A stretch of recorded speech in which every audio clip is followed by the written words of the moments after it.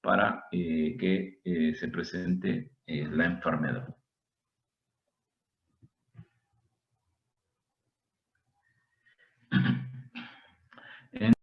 Minuciosamente la investigación si algún familiar padece esto, porque normalmente siempre hay algún familiar que tiene la enfermedad inflamatoria intestinal y muchas veces no está diagnosticado, ¿no? Hay alteraciones en los antígenos de histocompatibilidad, ¿sí? Por eso se menciona que este es un factor genético, porque se alteran los factores de histocompatibilidad. En CUSI está más alterado el DR1 y la enfermedad está más alterado el antígeno de histocompatibilidad DR2. Como ya vimos, hasta un 15% de los pacientes van a tener historia familiar con enfermedad inflamatoria intestinal. Y de los factores ambientales, ¿cuáles podrían ser estos? Pues la dieta, se menciona que la dieta muy industrializada, la alimentación materna, se menciona que los que fueron alimentados con seno materno podrían tener más riesgo, aunque esto no es confirmado. Infecciones perinatales, la ingesta de AINES, y también se menciona que la clase social podría ser un factor, ¿no? Como ya vimos, la enfermedad de Crohn se ve que es en países más industrializados y la colitis ulcerosa en países en vías de desarrollo como el nuestro, aunque esto no hay evidencias, estas evidencias no están confirmadas. El consumo de anovulatorios también se menciona que puede ser un factor de riesgo para padecer la enfermedad. La apendicectomía, eso sí, ya hay evidencias confirmadas y disminuyen el riesgo de colitis ulcerosa. Y el tabaquismo aumenta el riesgo de padecer enfermedad de Crohn al doble, aunque se ha visto que disminuye el riesgo de padecer colitis ulcerosa en un 40%. Y entre la dieta, pues aquí estamos viendo la leche de vaca, también podría ser, la lactancia materna, el azúcar refinado, las comidas rápidas, el café, el alcohol, ¿sí? También la fruta, vegetales y fibra, más factor de riesgo, nos podrían proteger. Pero por ejemplo, la apendicectomía y el tabaquismo, las evidencias así ya están bien confirmadas, ¿sí? De que pueden disminuir el riesgo. Por ejemplo, la apendicectomía para padecer colitis ulcerosa y el tabaquismo nos protege de colitis ulcerosa, pero también nos aumenta en algo el riesgo de enfermedad de Crohn. Y entre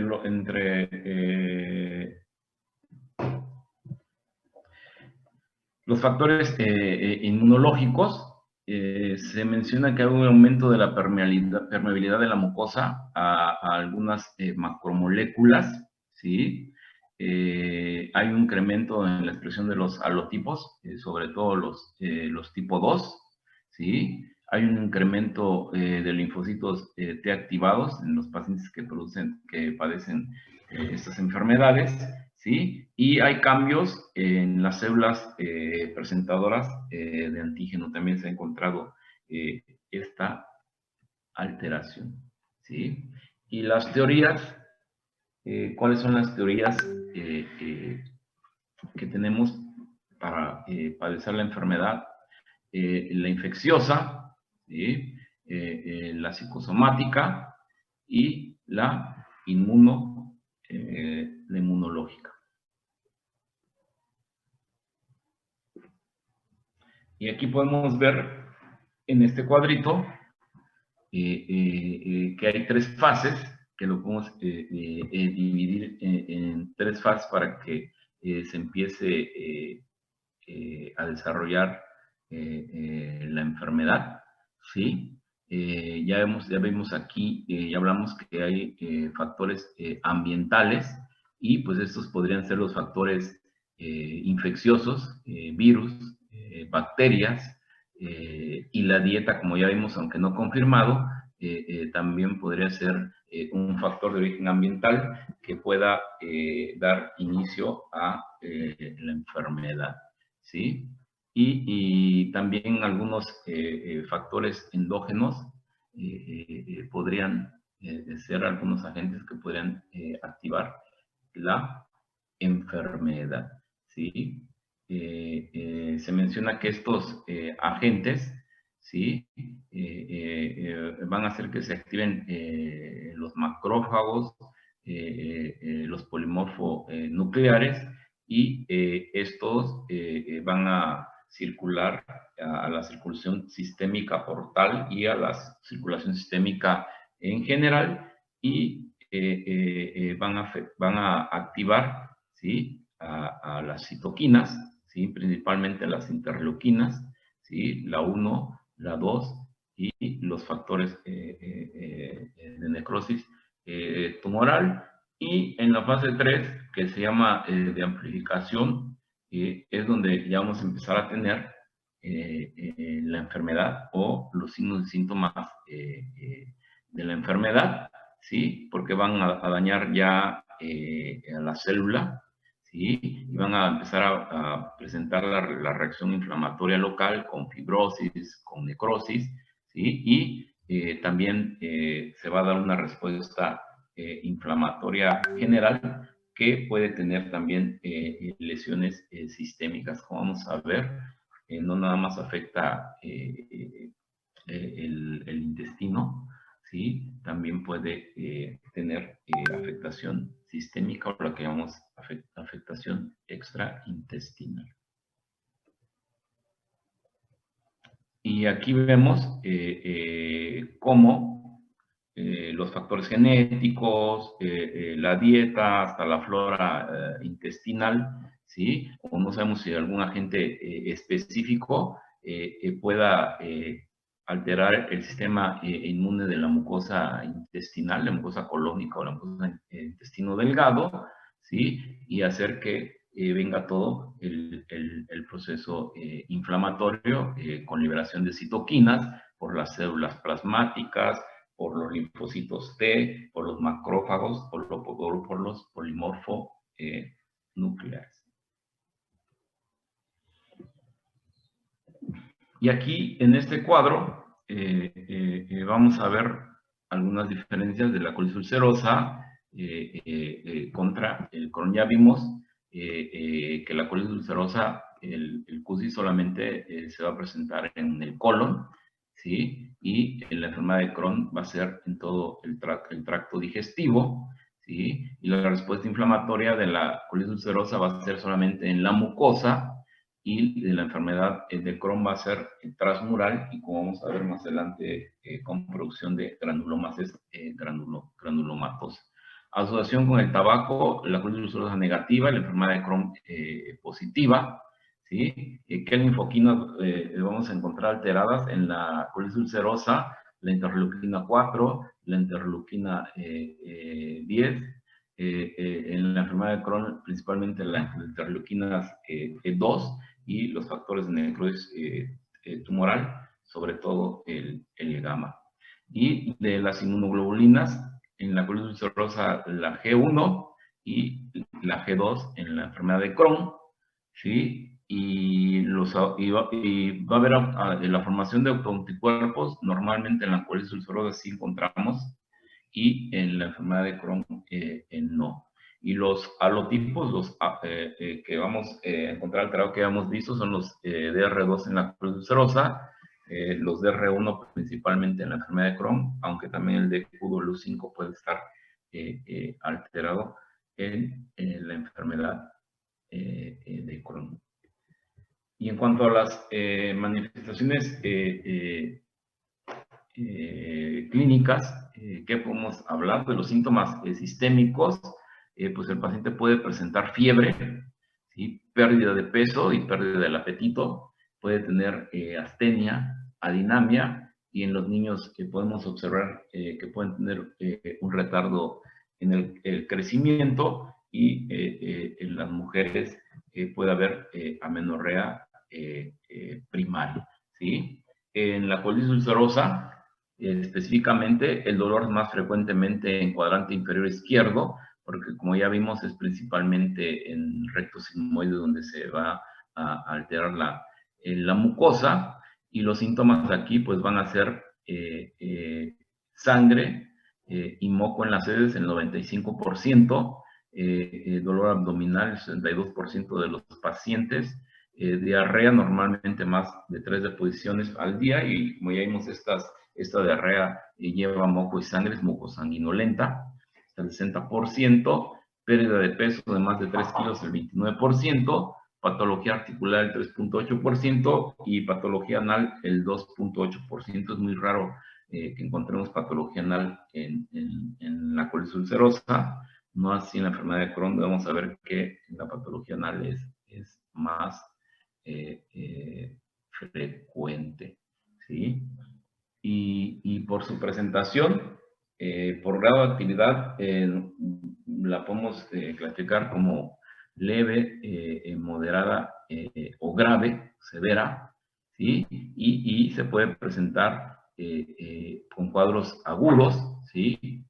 O por un paciente que tenga una enfermedad crónica continua, ¿sí? Que no despadezcan totalmente los síntomas, o los pacientes que son los que más frecuente vemos, que tienen una enfermedad crónica intermitente, donde permanecen asintomáticos por algún tiempo, pero presentan cuadros de agudización frecuentemente.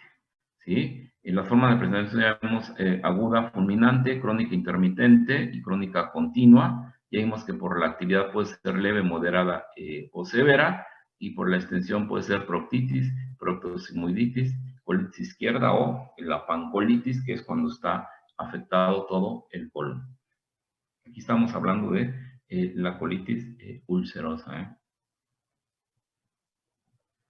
Y de la enfermedad de Crohn, el dolor abdominal es predominantemente en cuadrante inferior derecho o periumbilical, ¿sí? Y aquí el síntoma, el dolor abdominal, va a ser el síntoma más importante, con un 82-86%, pérdida de peso de más de 3 kilos, el 52%, diarrea, más de 3 deposiciones al día, el 51%, sangre o moco en la sede 49%, masa abdominal el 21%, la patología anal aquí ya la podemos encontrar en un 13%, y la patología articular la podemos encontrar en un 6%. Entonces, si observamos, el síntoma principal de la enfermedad de Crohn es el dolor abdominal con la pérdida de peso. Y en la enfermedad, en la colitis ulcerosa, el síntoma principal es las evacuaciones con moco y sangre, y el dolor también, que va a ser más en fosa ilíaca izquierda, no en el cuadrante inferior izquierdo, porque pues donde se presenta principalmente, y en el Crohn va a ser en el cuadrante inferior derecho, porque normalmente la enfermedad de Crohn afecta más al ilion intestinal.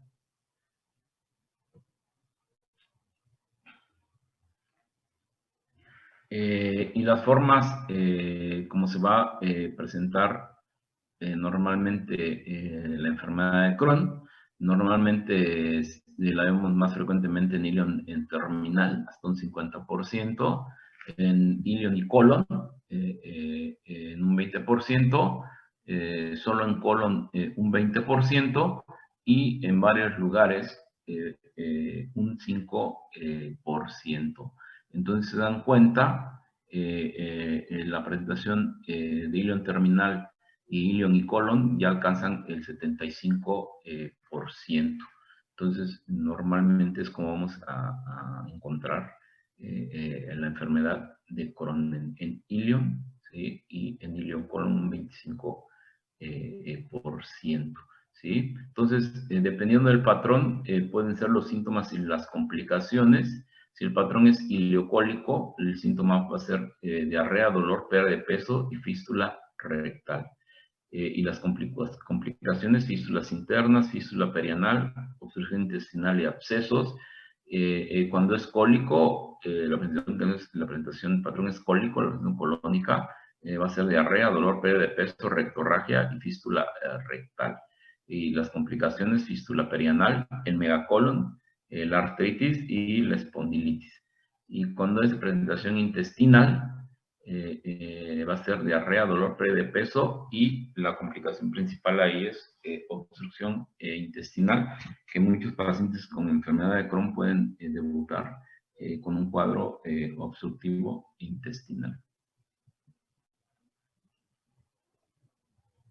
Aquí vamos a ver otras diferencias. Ya habíamos visto la rectorragia, sangrado es más frecuente en la colitis ulcerosa que en la enfermedad de Crohn. En la masa abdominal, como ya vimos en la enfermedad de Crohn, en la colitis ulcerosa no palpamos ninguna masa abdominal. El dolor abdominal es más frecuente en la enfermedad de Crohn que la colitis ulcerosa, igual que la pérdida de peso. La fiebre, sobre todo febrícula, la podemos encontrar en los dos.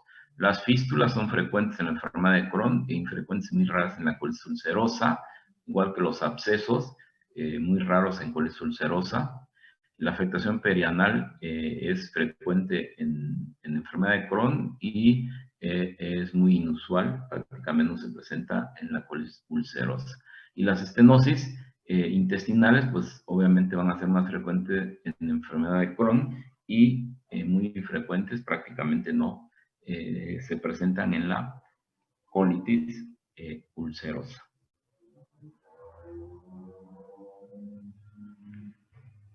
Y miren, aquí estamos haciendo otra comparación.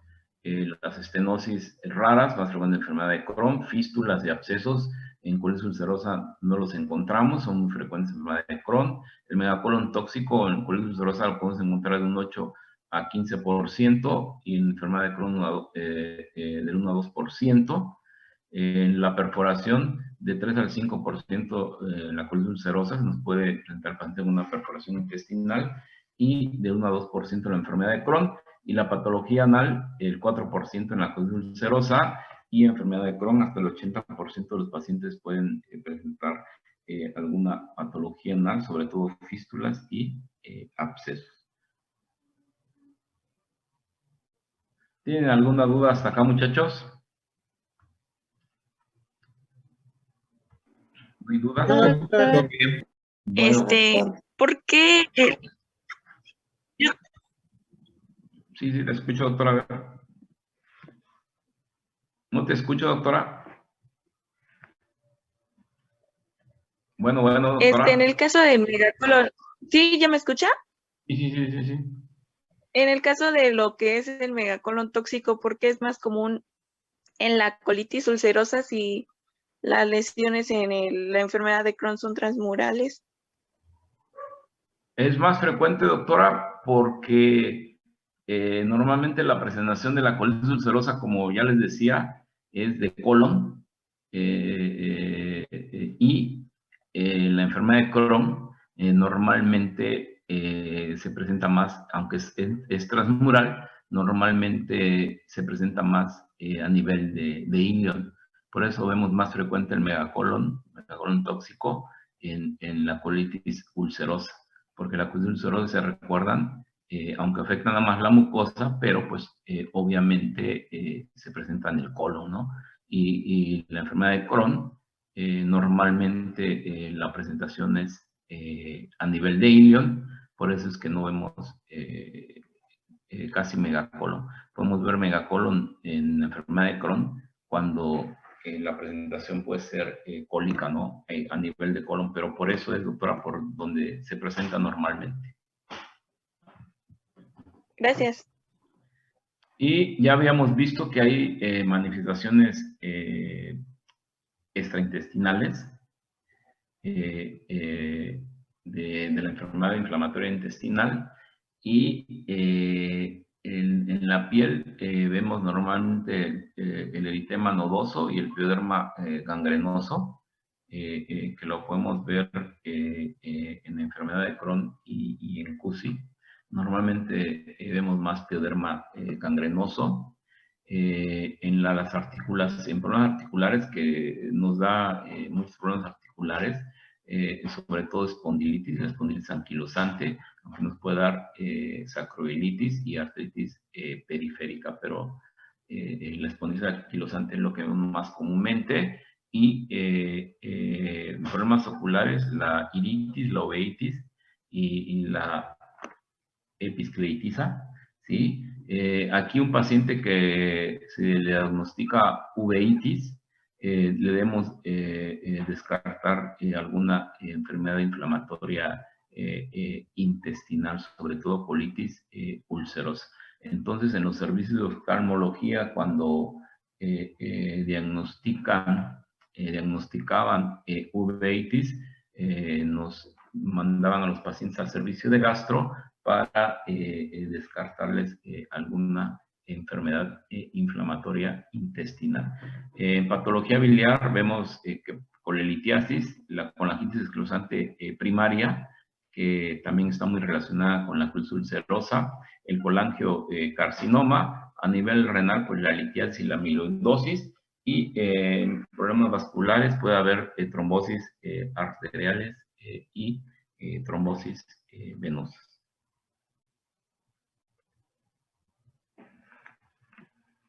Y el diagnóstico es clínico, con laboratorial, imagenológico, y pues es histológico, ¿no? El diagnóstico de certeza nos los va a dar la histología.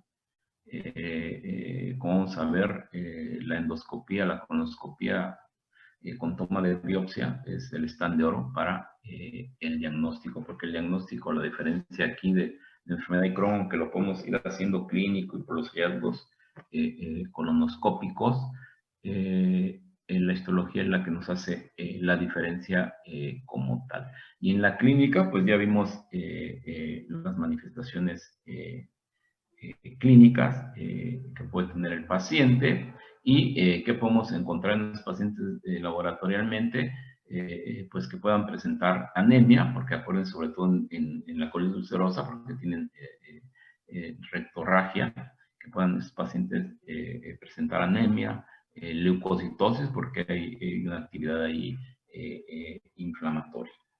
Entonces, a estos pacientes les debemos pedir sus estudios, su biometría hemática, le debemos hacer su perfil renal, su perfil hepático, porque como ya vimos, hay algunas enfermedades biliares extraintestinales que pueden tener más de estos pacientes, y es importante tenerlas. Y les debemos hacer sus antígenos, anticuerpos, y los dos antígenos más utilizados son el ANCA y el ASCA, con especificidades y sensibilidades que van del 95 al 77%. ¿Sí? Entonces, un paciente con ANCA positivo y ASCA positivo tiene una enfermedad inflamatoria intestinal. ANCA negativo y ASCA positivo, enfermedad de Crohn. ANCA positivo y ASCA negativo, podemos pensar más en una colitis ulcerosa, y si los dos están negativos, tampoco se puede excluir el diagnóstico, porque estos son como un apoyo diagnóstico, no nos van a hacer el diagnóstico final. Entonces, si esos anticuerpos están negativos, están negativos, tampoco podemos decir que no tienen la enfermedad, no excluyen el diagnóstico. Y en cuanto a imagenología, ¿qué estudios podemos hacer? Pues podemos pedir placa simple de abdomen, sobre todo para evaluar complicaciones si el paciente tiene alguna perforación, alguna obstrucción, ¿sí? La radiografía varitada, cuando no es posible realizar la endoscopía, pero la iliocolonoscopía es el stand de oro que, con toma de biopsia, que vamos a poder examinar las lesiones y pues obviamente tomar la biopsia. La tomografía y la resonancia magnética las hacemos para determinar la extensión, la gravedad y evaluar complicaciones de la enfermedad.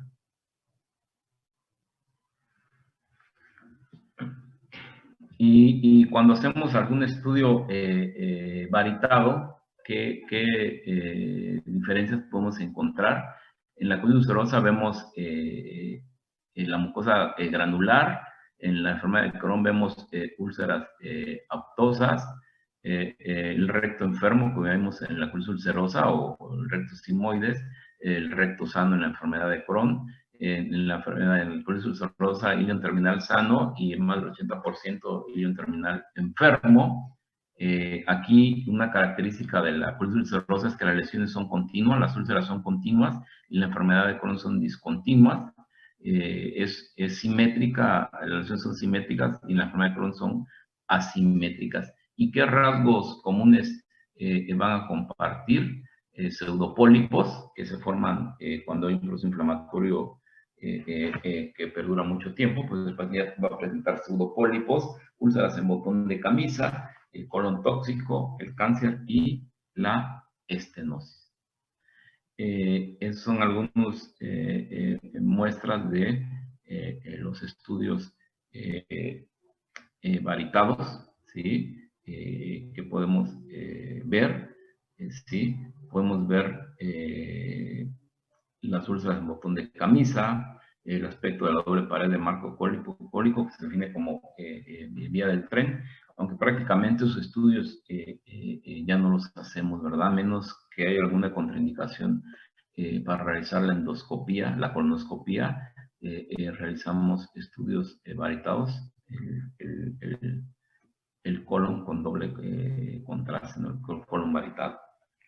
Y en etapas ya muy avanzadas podemos encontrar ya el colon muy rígido, ya no vemos austraciones, ¿no? En un estudio varitado del colon. ¿Sí? Es lo que podemos ver en los estudios varitados. El signo de la cuerda, ¿no? Porque ya vemos cómo el intestino o el colon, por el proceso inflamatorio, por la fibrosis, la formación de pseudopólipos, se va haciendo como una cuerda. Ya no vemos austraciones, ¿sí? Y las características endoscópicas, que es como hacemos el diagnóstico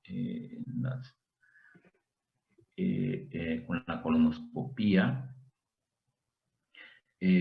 podemos encontrar las diferencias, ¿sí? Por ejemplo, la hiperemia de la mucosa va a ser en la enfermedad de Crohn en parches y en la colitis ulcerosa difusa. La superficie de la mucosa va a ser nodular y polipoide en la enfermedad de Crohn y en la colitis ulcerosa va a ser granular fina. En la enfermedad de Crohn, las úlceras son sacabocados y de tipo aftas, ¿sí? Y este tipo de úlceras en la colitis ulcerosa solo la vemos en casos graves. La afectación rectal es más frecuente, ya vimos en la colitis ulcerosa que en la enfermedad de Crohn, y ya vimos anteriormente que la distribución de las lesiones en la enfermedad de Crohn son discontinuas y en la colitis ulcerosa son continuas. Estenosis frecuentes en la enfermedad de Crohn, infrecuentes en la colitis ulcerosa. La afectación del hilo terminal pues es más frecuente en el ilion, y lo que decíamos, ¿no? Que en la colitis ulcerosa puede estar afectado el ilion por un ELETS que damos nosotros por reflujo, pero no precisamente porque se haya instalado en la enfermedad de primera instancia. Y los pseudopólipos los vemos más frecuentemente en la colitis ulcerosa, más que en la enfermedad de Crohn. ¿Sí? Y las características histológicas que son lo que nos van a dar el diagnóstico, ¿sí? Los abscesos de las criptas en la colitis ulcerosa es la característica típica de la colitis ulcerosa, son los abscesos de criptas, y en la enfermedad de Crohn, pues la formación de granulomas. Entonces, esta es la diferencia principal, ¿sí? La criptitis o los abscesos de criptas en colitis ulcerosa, acuérdense, y la formación de granulomas en la enfermedad de Crohn, ¿sí? Aquí vemos en esta imagen histopatológica cómo se observa una enfermedad, una colitis ulcerosa con formación de microabscesos, o sea, criptitis, ¿sí? Es el diagnóstico patognomónico en un estudio histológico. Si el patólogo encuentra criptitis o microabscesos de criptas, esto es igual a colitis ulcerosa. Y en la enfermedad de Crohn, lo que vamos a encontrar son granulomas, la formación de granulomas no calcificantes, ¿sí? Que es lo que nos va a dar la histología, y es donde hacemos la diferencia, aunque endoscópicamente ya podemos ir haciendo el diagnóstico por las diferencias que ya vimos que vamos a encontrar en una enfermedad o en la otra, ¿sí? En las dos, pues vamos a encontrar ulceraciones, ¿no?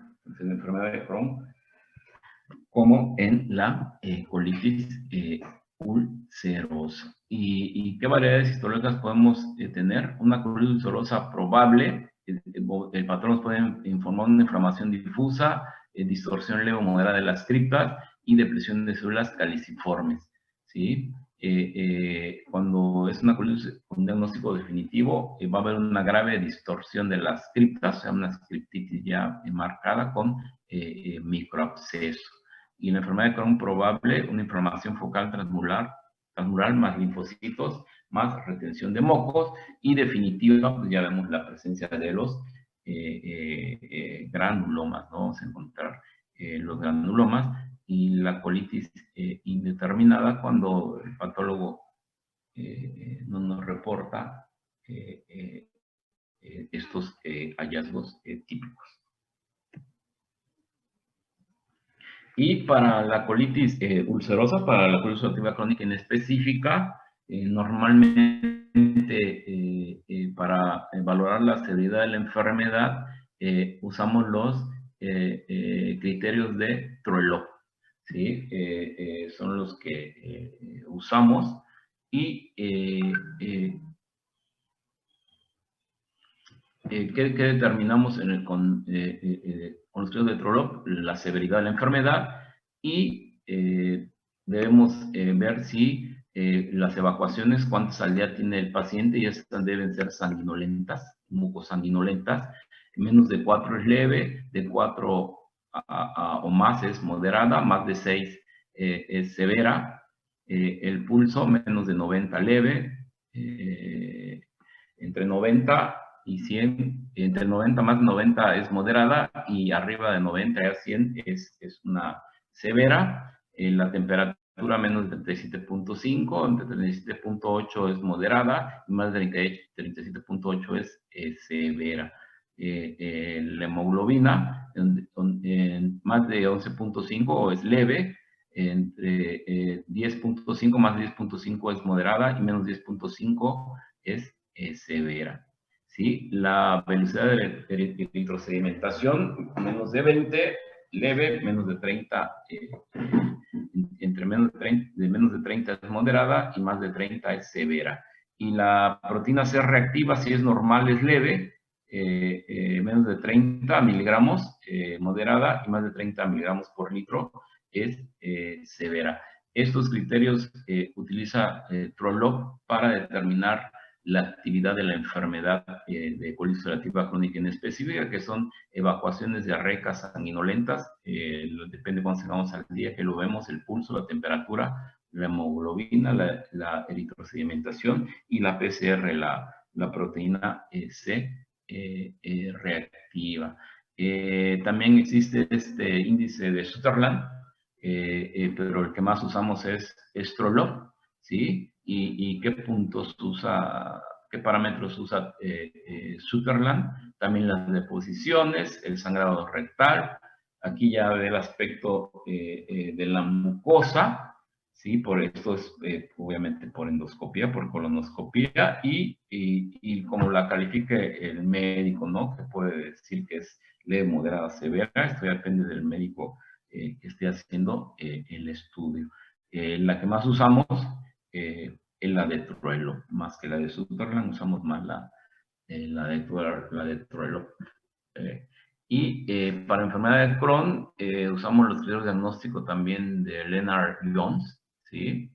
Que van a ser puntos clínicos o endoscópicos, la radiología, la biopsia, y si hay algo quirúrgico, pues también la muestra quirúrgica, y esos son los puntos que determinan, ¿no? Y la calificación de Montreal, que va a determinar el puntaje de acuerdo a la edad que hacemos el diagnóstico, la localización y el patrón evolutivo de la enfermedad, y es como nos va dando los puntajes para la clasificación. Esta es la clasificación de Montreal. Y también otro índice de actividad para la enfermedad de Crohn, ¿no? Que mide el número de heces, si son líquidas o blandas, si hay dolor abdominal, el estado general del paciente, si hay manifestaciones extraintestinales como las que vimos, ¿no? Artritis, ileitis, el eritema nodoso, si hay fístulas, fisuras. Toma todos estos puntos, el índice de actividad. Esto es para la enfermedad de Crohn. Y hay muchos criterios y muchos índices para clasificar CUSI o Crohn. El que más usamos en CUSI, acuérdense, es Strolov. Y para Crohn usamos mucho la clasificación de Montreal y también la de Lennard-Jones. Pero cada grupo, cada hospital usa diferentes clasificaciones, porque aparte de esas que les estoy diciendo, pues hay varias, ¿no? Por ejemplo, el índice de Harvey-Brashaw, ¿sí? Que es un índice de actividad simplificado, también es para enfermedad de Crohn. Nos habla del bienestar general del paciente, si hay dolor abdominal, si hay diarrea, si hay tumoración abdominal, y también si hay complicaciones. Este es un poco más simplificado y nos va a dar un puntaje, ¿no? Si es mayor de 9, nos habla que es marcadamente activa, está muy activa la enfermedad, ¿no? Si hay menos de 4, se dice que el paciente está en un periodo de remisión. Y aquí en este cuadrito podemos ver algunas características típicas de la colitis ulcerosa y de la enfermedad de Crohn, que ya vimos durante la clase, ¿sí? En clínica dice PUSI, diarrea frecuente en pequeño volumen con urgencia, diarrea primordial sanguinolenta, mucosanguinolenta.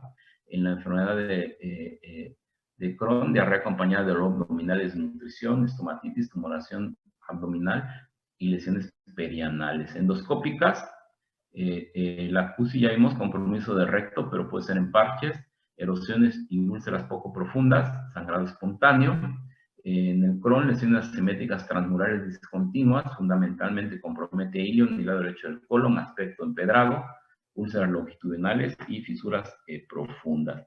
Histopatológicas, inflamación difusa de la mucosa o submucosa, distorsión de la arquitectura de las criptas, que ya vimos que es la criptito, los dedos de cripta, lo que nos va a dar el diagnóstico, y en la enfermedad de Crohn, la inflamación granulomatosa, ¿no? La formación de granulomas y los marcadores séricos que ya hemos visto, ¿no? Los ANCA y los ASCA. Los diagnósticos diferenciales ¿cuáles serían los principales diagnósticos diferenciales? La colitis ulcerosa, la colitis aguda autolimitante, la colitis amibiana, que es un diagnóstico que hay que tener en mente como un diagnóstico diferencial, el cáncer de colon, esquistomatosis, la enfermedad de Crohn también es de las enfermedades de diagnósticos diferenciales, la tuberculosis intestinal, la enteropatía por Aines. Y la enfermedad de Crohn, principalmente la tuberculosis intestinal, que la tuberculosis intestinal también se presenta con granulomas y en el ileo normalmente es donde vemos la tuberculosis intestinal, por eso es uno de los principales diagnósticos diferencial. La enfermedad de Behçet, la colitis ulcerativa obviamente, la enfermedad celíaca también hay que tener en mente ese diagnóstico de enfermedad de Crohn, también la enfermedad celíaca. Y el tratamiento, se dice que este debe ser personalizado de acuerdo a la localización y fenotipo de la enfermedad, sobre todo la severidad, respuesta a los medicamentos, las complicaciones y obviamente qué accesibilidad tenemos a todos los medicamentos que hay para enfermedad inflamatoria intestinal. Y hay un tratamiento dietético, médico y pues obviamente el tratamiento quirúrgico. Y el tratamiento dietético se dice que la fibra se debe reducir en etapas agudas porque pues, obviamente va a aumentar la diarrea, ¿sí? Los azúcares, se dice que la reducción de azúcares podría reducir los síntomas y también la actividad física de esos pacientes nos va a disminuir los síntomas de la enfermedad inflamatoria intestinal. Y para tratamiento medio que tenemos, los aminosalicilatos, ¿sí? Sobre todo la mesalacina, aunque hay muchos en el mercado, como la mesalamina, la oxalacina, la sulfasalacina, pero lo que más usamos es la mesalacina. Es útil en periodos agudos, en periodos de colitis, y lo usamos también en etapas de remisión como terapia de mantenimiento. También usamos los corticoides que se administran por vía oral, vía intravenosa, o también los podemos administrar en enemas, y están indicados en etapas agudas cuando no logramos controlar el cuadro con los aminosalicilatos. También podemos dar inmunosupresores como la 6-mercaptopurina, la cetoprina, que es la que más usamos, la cetoprina porque tiene menos efectos secundarios. Podemos usar la ciclosporina, el tacrolimus, el metrotexato, y son utilizados sobre todo para reducir la dependencia a esteroides y evitar las complicaciones de los esteroides, porque pues como saben, los esteroides, el uso trae complicaciones. O como salvavidas, y también los podemos utilizar en etapas de remisión, aunque no están muy indicados para tenerlos en los pacientes cuando están en etapas de remisión. En etapas de remisión preferimos usar los aminosalicilatos. Y los llamados biológicos, ¿sí? Que son agentes antifactor de necrosis tumoral. Hay muchos en el mercado, infliximab, adalimumab, sertolizumab, y cada día hay más. Son los llamados biológicos, que actualmente se dice que podemos iniciar con biológicos, sin iniciar primero con aminosalicílicos. Podemos iniciar con biológicos, y si el paciente no responde, pues ya iniciar con aminosalicilatos, esteroides, inmunosupresores, aunque preferimos siempre iniciar de lo más bajo, que son los aminosalicilatos, hacia arriba, no hacia lo último, que son estos factores biológicos, agentes contra factores de necrosis tumoral, aunque hay grupos en México que prefieren iniciar ya con los biológicos, y si no responden con biológicos, ya iniciar con aminosalicilatos, esteroides, ¿no? Eso depende de cada grupo, y la experiencia de cada grupo es cómo se puede iniciar. Y de antibióticos podemos usar metronidazol y ciprofloxacino, y pues obviamente el uso va a depender de las complicaciones. Los probióticos, aunque su eficacia no está muy demostrada, actualmente hay muchos estudios de probióticos para enfermedad inflamatoria intestinal, aunque no hay todavía bien demostrado su eficacia, ¿no? Hay agentes también en experimentación, las moléculas antiadhesión, medicamentos anticitotoxina, o sea, cada día hay más estudios y medicamentos que están saliendo para la enfermedad inflamatoria intestinal.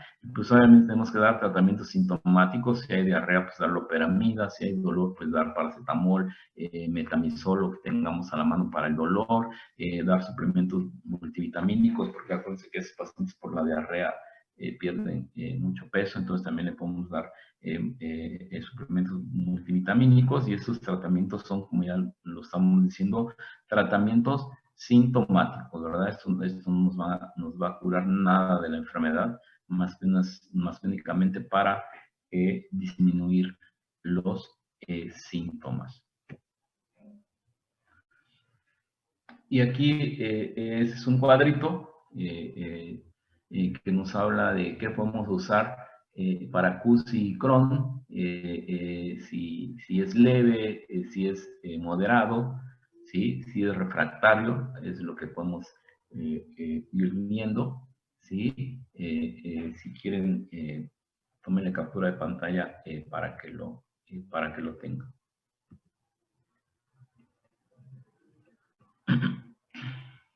Y aquí también otro cuadrito, ¿no? Que dice tratamiento médico para la colitis ulcerosa y para la enfermedad de Crohn, ¿no? Si es la enfermedad de colon distal, podemos usar enemas de 5 salicilatos, de esteroides, dar aminosilatos tomados, azatioprina, hacer 6 mercaptopurina vía oral.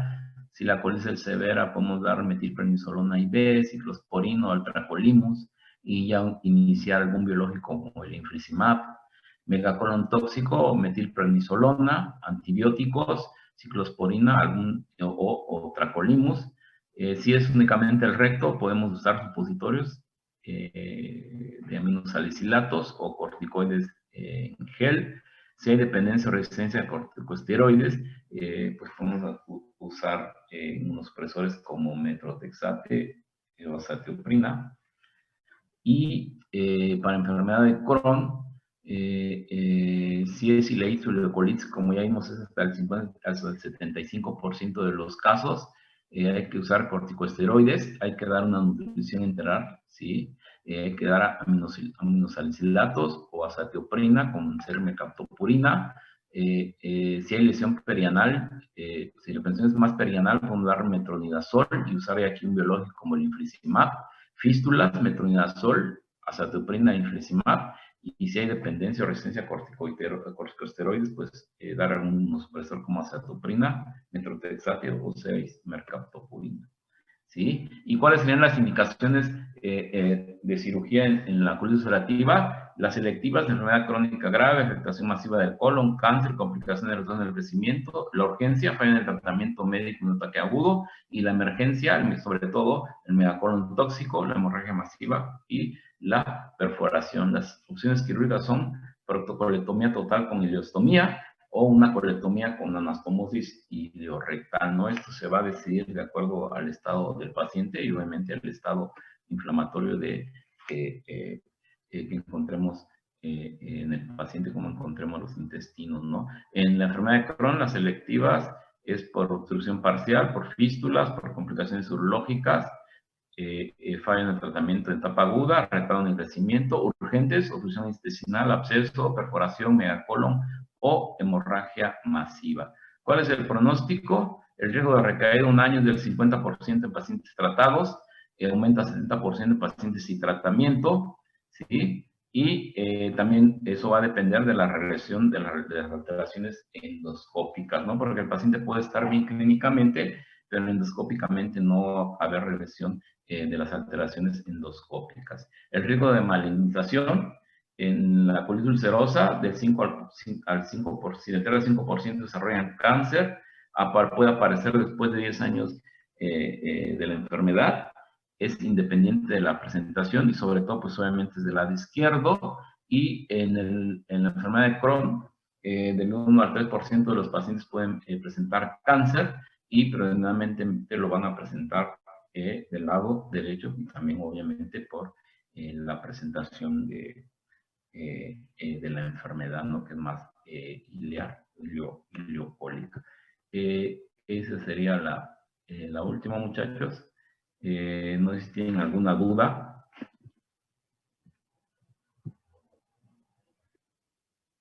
No sé si... Yo tengo una duda respecto a lo que serían los aminosalicilatos como tratamiento de primera opción. ¿Cuánto sería el tiempo o en qué tiempo se utiliza?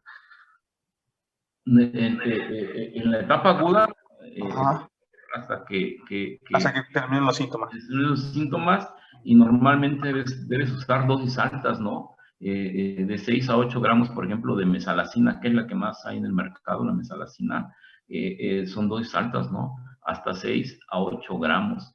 Yo, por ejemplo, prefiero de entrada dar la dosis alta de mesalacina, de aminosalicilato, y agregar ya prednisona, ¿no? Yo prefiero iniciar ya con los dos, no esperar a ver si me respondió con mesalacina, con aminosalicilato, no, y yo prefiero dar los dos de una vez y ver la evolución, ¿no? Si va evolucionando bien, pues ¿qué tienes que hacer?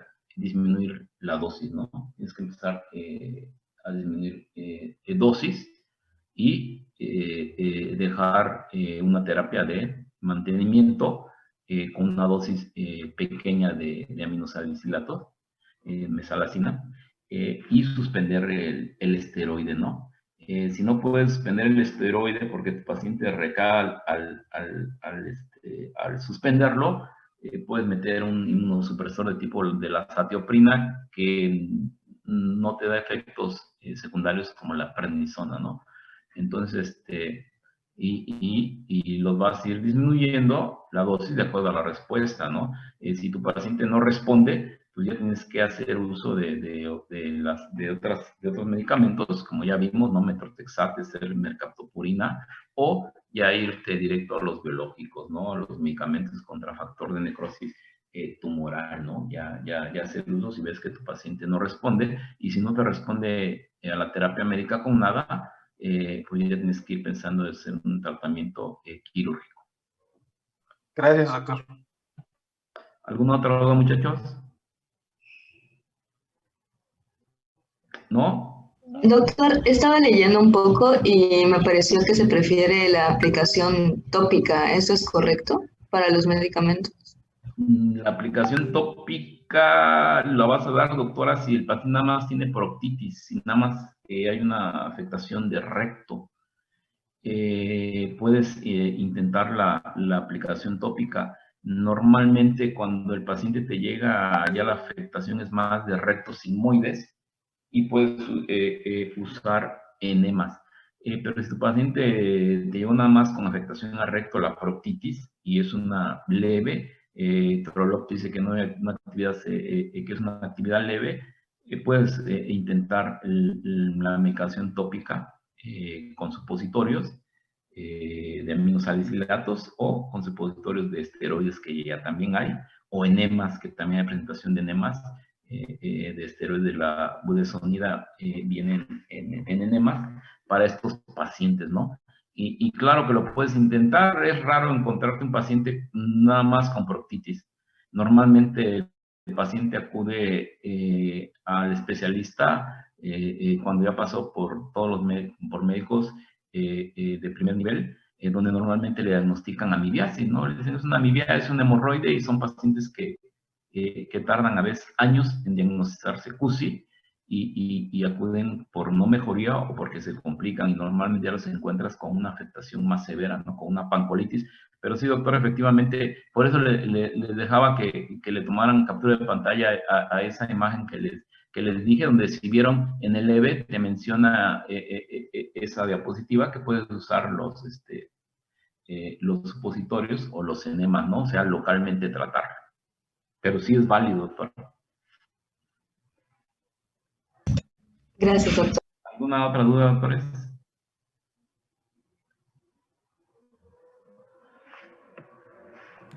¿No hay dudas? Bueno, doctores, no hay dudas, gracias. Y mañana les doy, para que vayamos avanzando, sangrado del tubo digestivo bajo. Ya tomo. Muchas gracias, doctor. Nos vemos mañana. Les había dicho que yo les voy a dar esos 3 temas, Rodríguez, para que me empiecen el resto, ¿no? Sí, claro. Entonces sí, sería el resto. Bueno, ahorita los voy a checar. Sería un total de 6 clases. Sangrado digestivo bajo y colon irritable, ¿sale? Ok. Sale, gracias, hasta mañana. Igualmente, doctor, gracias. Gracias, Hasta doctor. mañana. Gracias, doctor.